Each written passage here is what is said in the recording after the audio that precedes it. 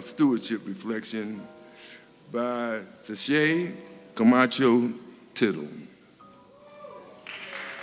All right, here he comes. Let me see if I know you. Oh, yeah. All right.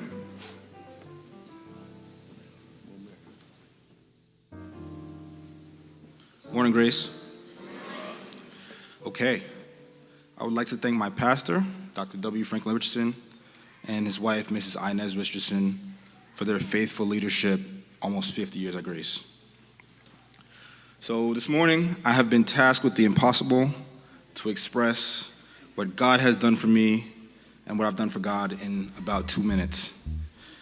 The scripture I will be basing my reflection off of is 1 Peter chapter 4, verse 10, and it reads, "Each of you should use your gifts you have received to serve others as faithful stewards of God's grace in its various forms."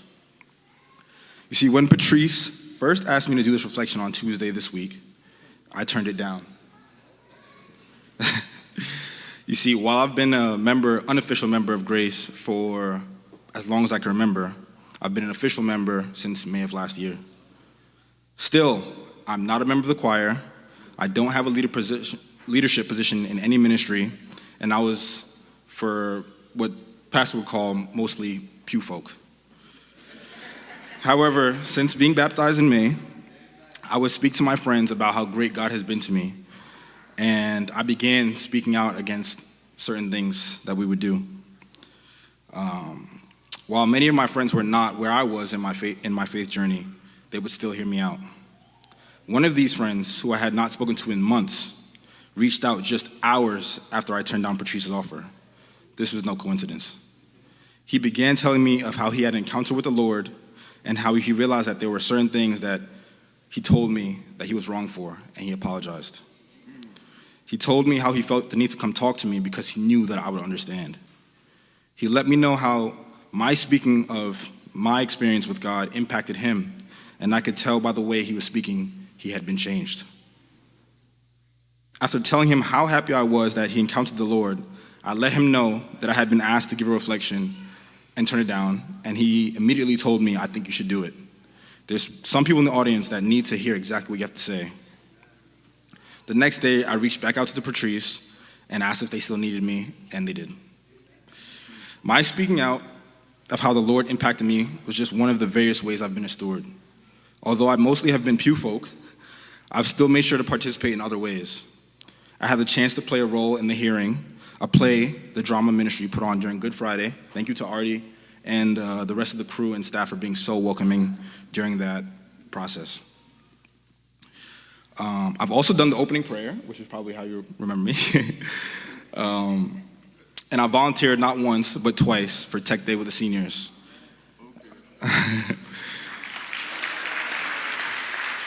Where I use my innate knowledge of technology as a young person to help them learn to use theirs. I love this event because I get to soak up so much of their rich knowledge of life while they believe that they're learning from me. So it's a really wonderful exchange, and I always find it so fulfilling. Okay, I might have ran over my time, but I want to leave you all with this. All participation in the life of the church in any way you can be a steward, it counts. Outside the church, even if it's just speaking on how God has impacted you, it makes a difference.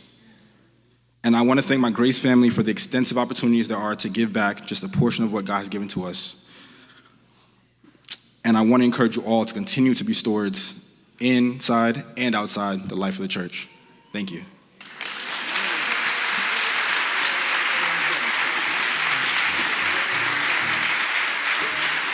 Yeah. I'm sure there were some folks who were touched by what you said because it's the truth. The church, we're the church. And what we do for the church, we do for the Lord. That's why God has the church, so that we can work and give of our gifts and talents to make other folks' lives better. Thank you, young man. You did a great job. Yes, you did a great job.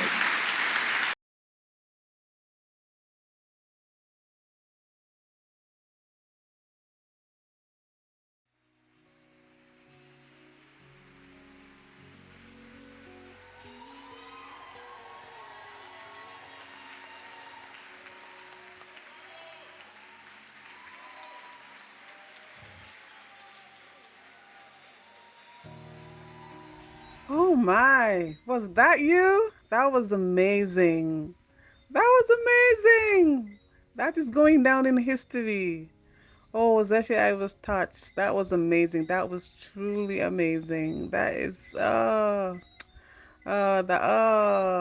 don't have words. That was amazing. That was amazing. Heaven is rejoicing. Heaven is rejoicing.